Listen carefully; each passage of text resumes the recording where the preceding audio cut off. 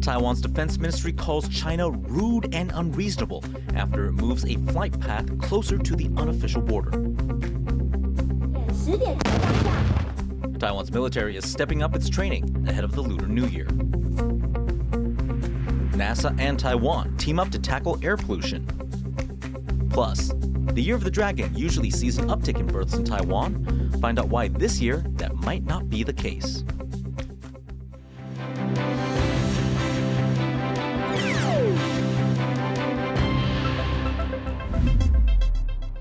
Hello, you're watching TaiwanPlus News. I'm Eric Gao, and thanks for tuning in. China has moved a flight path closer to its unofficial border with Taiwan.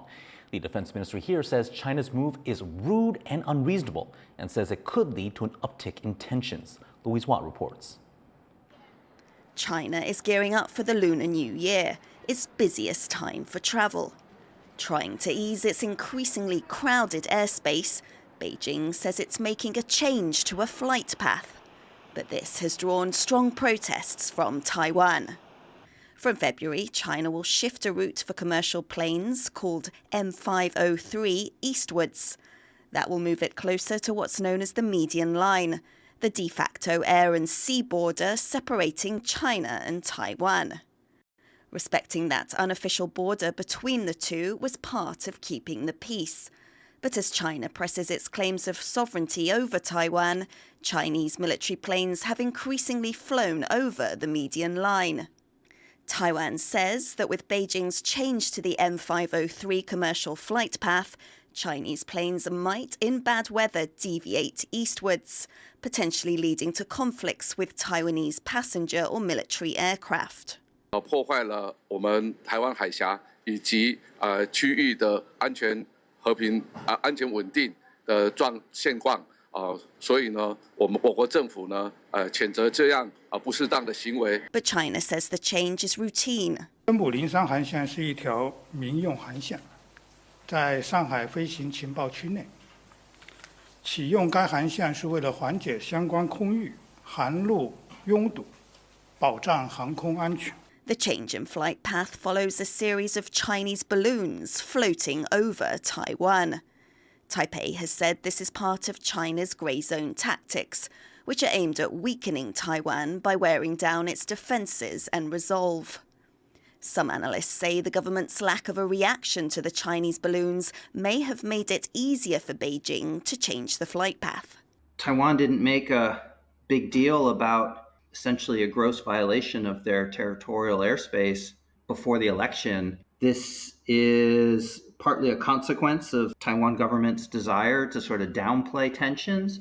It creates more space for China to make these sorts of incremental encroachments. Official communication between Taiwan and China has been cut off since 2016, when the current Taiwanese administration came to power. Now that the ruling party has just won a historic third term in office, ongoing messages between the two are likely to come down to reading actions and signs like changes in the M503 flight path. Chris Ma and Louise Watt for TaiwanPlus. Taiwan's military is stepping up its training and staying on alert ahead of the Lunar New Year. Our reporter Jaime Okan is in Taidong at one of those exercises. Taiwan is conducting a variety of military exercises around the country ahead of the Lunar New Year to demonstrate its combat readiness. This army base in Taidong is hosting one of the country's most practiced drills, which simulates a sudden attack by an enemy. A team in red is on offense. Now, they pretend to be an enemy and try to invade the base as quickly as possible using motorcycles and jeeps. Now it's the blue team's job to be on defense. They use a combination of armored vehicles, tanks, and anti-aircraft guns to not only defend against the attack, but also to prevent another. 实施重要目标反渗透演练，透过战术机动、超越攻击、野战保修及城镇战等等，来展现我们部队平时训练的成果。那面对敌情威胁日益频繁，陆军在训练上更是不断的精进、突破及强化。These exercises have gotten more common as China, which threatens to invade Taiwan, has continued to operate military aircraft and warships around the country. So the idea here is that these drills help the military stay alert and ready for whatever threatens the country. Scott Huang and Jaime Okan in Taidong Army Base for TaiwanPlus. Now, Taiwan's Air Force will invest $25 million in facilities for its fleet of F-16 Vs. This money will go toward building a munitions depot at Zihang Air Base in Taidong in eastern Taiwan. The country recently finished upgrading 141 F-16s to the more advanced F-16V variant. It's still waiting for a batch of 66 F-16Vs purchased from the United States in 2019. Those planes are expected to be delivered by 2026.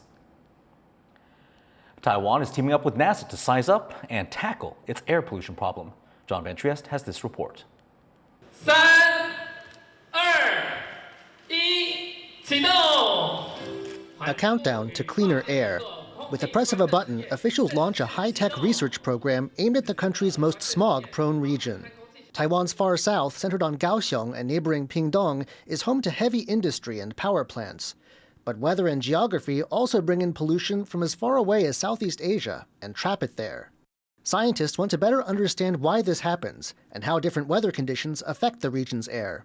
And they want a 3D picture. From ground stations to drones to balloons high in the atmosphere, scholars from several institutions plan to analyze the air at different altitudes this spring. It's a project they're calling KPEX. But this is an international effort, and it's not happening in a bubble.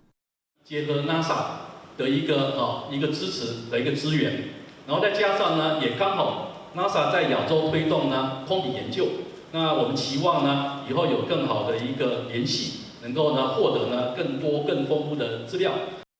NASA's contributing complex scientific equipment to the project. The findings will complement a bigger NASA project to measure air quality across Asia. In a pre-recorded address, a NASA official in Washington explained why it needs the help of local scientists working on the ground in Taiwan, and why satellite data alone won't cut it. While remote sensing measurements from Earth-observing satellites are important, ground-based measurements are essential to understanding the details of atmospheric transport, chemical transformations, and specific impacts on human health. Ground-based measurements also enable the validation of satellite measurements. Analyzing Taiwan's air is about more than scientific curiosity. Taiwan's environment minister says the data will have practical uses. 我们也希望我们将来研究之后的成果能够跟国际共享，甚至在未来的气候峰会，我们可以发表这些成果，让邻近的国家可以去注意到他们的工业的发展影响到了邻近环境的空气品质的影响。 Understanding what pollutants are where and when will also help guide future environmental policy, allowing residents of Taiwan's far south to breathe easier. Kama Xu and John Van Trieste for TaiwanPlus. The Taiwan People's Party has unexpectedly put forward its own pick for legislative speaker. The ruling DPP and the opposition KMT each met with the TPP earlier this week, trying to win the party support for their candidate. Joyce Zhen reports on what the TPP's move means for the legislature. 我将要代表台湾民众党参选本届的立法院院长，这不只是走自己的路，更是要带领台湾社会走向公民主义的新路。 The Taiwan People's Party has stayed true to their unpredictable nature. They've just announced that they will be putting forth their own lawmaker, Vivian Huang, as their pick for legislative speaker. Now, it's safe to say people here were expecting them to endorse either the ruling DPP or the main opposition KMT's pick for the position. This comes just a day before the newly elected lawmakers are set to convene for the first time since the elections earlier this month to decide the speakership. Now, what's likely to happen with what we've learned today is that because no party has secured a majority, is that the first round of voting will likely come out to no result. This would force the chambers into a second round of voting, which can be won purely by the number of votes you get. So the party that secures the most number of votes can win. Now, the KMT has the most seats. They have 52, with the DPP having just 51, just one short of them. And so This is promising news for the KMT, who's put forward Han Kuo-yu as their pick. He's the recalled former Kaohsiung mayor and challenger to President Tsai Ing-wen in the 2020 presidential elections. So possibly some tough times ahead for the DPP's president-elect Lai Ching-te. Patrick Chen and Joyce Sun in Taipei for TaiwanPlus. 3 Chinese dissidents stuck in Taiwan's main airport say they are seeking asylum. In November, they received temporary refugee cards in Thailand, but they felt unsafe there. They left on a flight traveling through Malaysia, arriving in Taoyuan Airport on Tuesday. They hope to stay in Taiwan while they seek asylum in a third country. One says he fears arrest on charges of state subversion if he returns to China. 8 people have died from influenza in Taiwan, including a 3-year-old girl. They were among the more than 100,000 people to report flu symptoms last week. It was the highest number of cases for that same period in 3 years. Doctors say a drop in people wearing masks after years of COVID restrictions is allowing new flu viruses to spread. The dragon is traditionally the most popular Chinese zodiac sign, one that even influences family planning. Despite the overall declining birth rate in Taiwan, the Year of the Dragon consistently saw a spike in the number of babies born. However, this particular dragon year is likely going to be an exception. Yujing Huang has more. These babies were the first to arrive in 2024, and among the last rabbit babies born under the Chinese zodiac sign of the rabbit. Next up in the cycle is the dragon. This traditionally has meant a spike in the number of babies. The dragon is the most powerful and auspicious of the 12 zodiac signs, and many couples plan to have a baby in a dragon year. But after Taiwan's birth rate hit a new low in 2023, it seems there won't be a rebound in the Year of the Dragon. Based on the number of prenatal checkups in the bottom half of last year, the dragon year magic is no longer working. Part of the reason is that people no longer put as much stock in traditional beliefs. 我也觉得生肖只是一个文化象征嘛。可能我没有想要生小孩，对，所以还好，没有什么感觉。我觉得每个生肖都很好啊，就是每个动物都很可爱。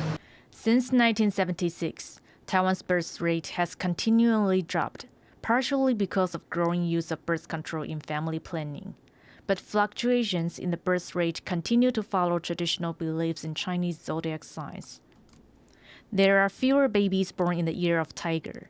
This sign is considered unlucky, so tiger people might find themselves not invited to weddings or other celebrations. Births bounce back in the following Year of the Rabbit, and then climb in the auspicious Year of Dragon.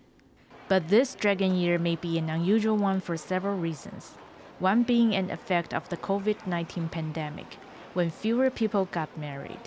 Marriage rates have been declining since several years ago. And because marriage and childbearing is still so closely linked in Taiwan and in many East Asian countries, so when there's a continuous decline in marriage counts or marriage rate, usually what we are seeing is that fertility rates will decline together.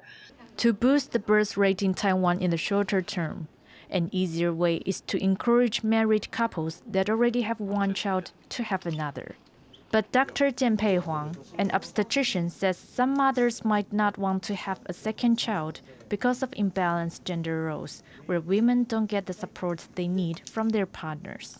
那这个孕期忧郁其实它的发生比例也相当的高，高达20%以上，在国内也是这样。那如果他没有得到一个好的处理的话，这个度过孕期忧郁症的妈咪好像从地狱中好不容易才回来一样，你要她再去生个小孩她是打死都不愿意了。In previous generations, the Year of the Dragon helped boost the number of babies, even when the overall birth rate declined. It's a stark reflection on conditions in Taiwan that not even the lure of this magical and powerful sign can get people to want to have children. Justin Wu, P.T. Zhang, and Yujing Huang for TaiwanPlus. Coming up, tourists are flocking to a village in Vietnam ahead of the Lunar New Year. Find out why after the break.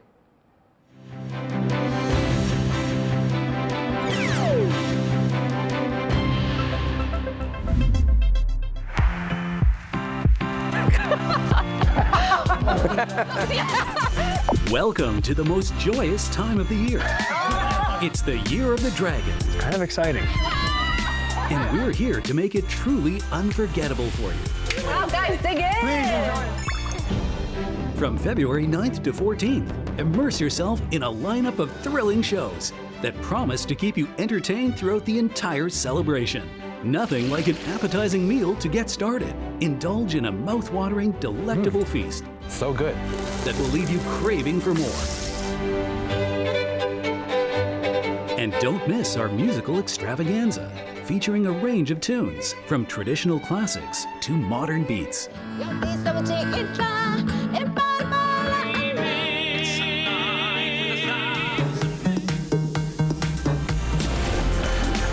But that's not all. Embark on a journey to explore the breathtaking landscapes awaiting your discovery in Taiwan. You never know what you're gonna find, and that's what I've discovered here. Have you noticed? I've never seen that before.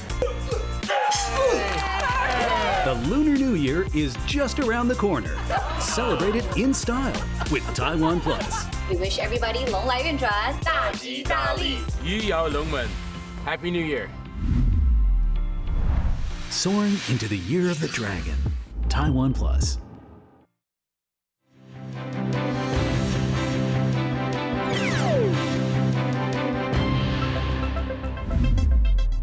Welcome back. You're watching TaiwanPlus News. Hong Kong authorities have just updated national security laws, which will likely see further erosion of freedoms in the Chinese territory. Sally Jensen has more. A public consultation on a new Hong Kong security law that could see tighter restrictions on life in the Chinese territory. Targeting espionage and foreign influence, Hong Kong's chief executive, John Lee, says the law will bolster its national security while allowing the global financial hub to focus on economic development. While society as a whole looks calm and looks very safe, we still have to watch out for potential sabotage, undercurrents that try to create troubles. The measures are set to build on sweeping legislation Beijing imposed on the Special Administrative Region in 2020. Those triggered widespread protests and have since seen mass censorship and political opponents arrested or self-exiled. But this time, the updated national security law has drawn a relatively muted and mixed response from Hong Kongers. I have no objection because it's fully beneficial to our society and the future benefit of our next generation. 都冇留意過呢方面，因為屋企個電視都已經擺咗幾年都冇開過啦。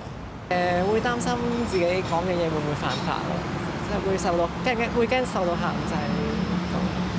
Authorities have not made clear what will constitute this updated law, but it's already causing widespread concern among Hong Kong's expat and diplomatic communities. We do know that they'll probably adopt the broad definition of what a foreign political organization is, or what a foreign agent is. It may well be that businesses or groups that have some connection with foreign governments might be captured here. The city's legislature says it's aiming to push through this new security law as soon as possible. And with the existing national security law curbing the ability of dissenters to hold large-scale public protests, they may see the new legislation as another nail in the coffin for Hong Kong's democracy. Devin Tai and Sally Jensen for TaiwanPlus. Disguised Israeli troops killed 3 Palestinian men in a hospital in the occupied West Bank. CCTV footage shows the soldiers dressed in doctor scrubs, women's clothing, and even holding a baby carrier as they stormed the hospital. Israeli forces say the men they killed were planning an attack. But hospital staff say one was receiving treatment for an injury that paralyzed his legs. Hamas claimed one of the dead as a member. The other 2 have been claimed by the Palestinian Islamic Jihad group. Humanitarian groups have criticized the raid, saying hospitals must be protected under international law.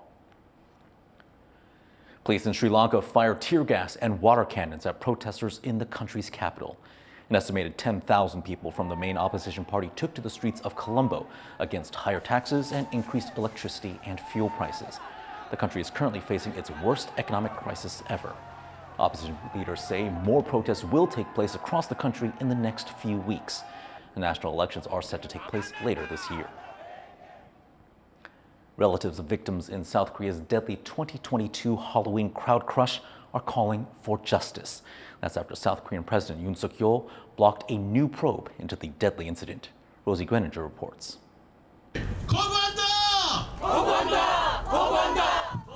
Outrage in the South Korean capital Seoul after a push for a new independent investigation into the deadly Halloween crush that killed 159 people was blocked.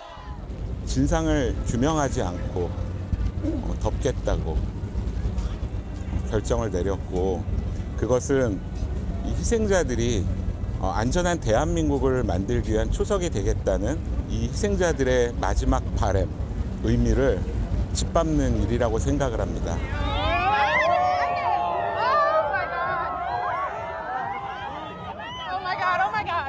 On October 29, 2022, thousands of people gathered in Seoul's Itaewon neighborhood for Halloween celebrations. The narrow alleyways became packed, resulting in the deadly crush. A special police inquiry released last year concluded police and government failure to prepare for the crowds and an inadequate response were to blame. Just over a week ago, the country's top-ranking police official was charged with negligence. But relatives and survivors have been fighting for further accountability. Those hopes quashed with President Yoon Suk-yeol vetoing the opposition-backed bill to probe the tragedy. It came just hours after the country's Prime Minister said it gave the investigation panel too much power and criticised it as politicised and potentially in breach of the Constitution. 참사로 인한 아픔이 정쟁이나 위헌의 소지를 정당화하는 수단이 될 수는 없습니다. 헌법적 가치를 수호해야 할 의무가 있는 정부로서는 이번 특별 법안을 그대로 공포해야 하는지 심사숙고할 수밖에 없습니다. Instead, the government is offering additional financial aid for survivors and victims' relatives, a move they're calling insulting. 어떻게 진상규명의 책임은 외면하면서 돈으로 희생자와 유가족들을 이렇게 모욕할 수 있는가? 참담함을 넘어 이루 말할 수 없는 분노를 느낀다. People have taken to the streets unsatisfied with the government's response, which the opposition party agrees has been inadequate. And despite the ruling party's efforts, survivors and families of victims feel a long way from receiving justice. Dolphine Chen and Rosie Greninger for TaiwanPlus. Tourists are flocking to a village in northern Vietnam ahead of the Lunar New Year. Bryn Thomas takes a look at how a traditional industry is bringing new opportunities to this small community. Chuk Mung Nam Moi. The Chinese-speaking world isn't the only place getting ready for the Year of the Dragon. A village in northern Vietnam has built an entire industry around the holiday they call Tet. Every year, people roll hundreds of thousands of red incense sticks for use in temples and family shrines during the Lunar New Year. The fields of vibrant red sticks laid out to dry ahead of the holiday have caught the attention of people online. Cái chân hương của truyền thống của Việt Nam mình thì chỉ có là chân đỏ và chân hồng, gọi là chân tím. Thế nhưng mà từ ngày mà có cái điểm du lịch, có du lịch của các nước đến thì là nó là điểm check-in chụp ảnh, thì chúng tôi phải thiết kế ra nhiều màu, nhiều sắc màu khác nhau để tạo nên những các cái bức hình đẹp nhất cho khách người ta check-in chụp ảnh, chứ nó không phải. Although Dang Thi Hua's family has been rolling incense for 3 generations, until very recently they'd been toiling in obscurity. Like many rural areas in Vietnam, Quang Phu Cau's development lagged behind the country's major cities. The arrival of camera-toting tourists and influencers has changed all that, bringing an influx of money into the village. I have never seen anything like this one. So in terms of experience, I think this is new for us. And then the place is very nice, very colorful, and it's really an Instagram-worthy place. Yes, so it's a perfect combination of the traditional craft that you can see here, and it's nice to take photos with all the colors, so it's wonderful, yes. The local incense makers charge visitors about $2 a head to tour their facilities. Many here are happy to see their village grow more famous while making a little extra cash. Thì tôi cũng Rất là tự hào và rất là yêu nghề. Tôi có cái nghề truyền thống này là nghề truyền thống của gia đình tôi từ xưa ạ. Bây giờ thì có thêm điểm du lịch thì khách đến rồi là chúng tôi cảm thấy vui hơn, thích hơn. And while villagers scramble to fill orders for Tet, they're also working to make sure tourists are well taken care of. Không ảnh hưởng thì chúng tôi phải bớt ra 1-2 người. Thứ nhất là để hướng dẫn người ta hoặc là có thể nào chỉ cho người ta các góc nào chụp hoặc là các cái không may đi vào các cái hàng chúng tôi phơi nó đổ nó sơi hay là tung ra, phải có người lúc nào phải để ý đến, không có nó ảnh hưởng. Every Lunar New Year, people around East Asia wish for wealth in the coming year. For this village, their prosperity seems guaranteed. James Lin and Bryn Thomas for TaiwanPlus. Tennis star Shiau is going to represent Taiwan at the Paris Olympics. She qualified for the Summer Games over the weekend, making history as the first Taiwanese to win 2 Australian Open titles in the same year. Who Shiau's partner will be in Paris is still unknown. In a Facebook post, she says she is excited to partner with a Taiwanese singles player. According to international rankings, possible candidates include Yang Yayi, Joanna Garland, and Liang Ensuo. And thanks for joining us this evening on TaiwanPlus News. Download our app if you want to get more of our reports on your phone. Finally, watch as these animals at France's Toilet Zoo feast on Christmas trees. Those things must be so stale by now. I'm Eric Gao, and I'll see you tomorrow.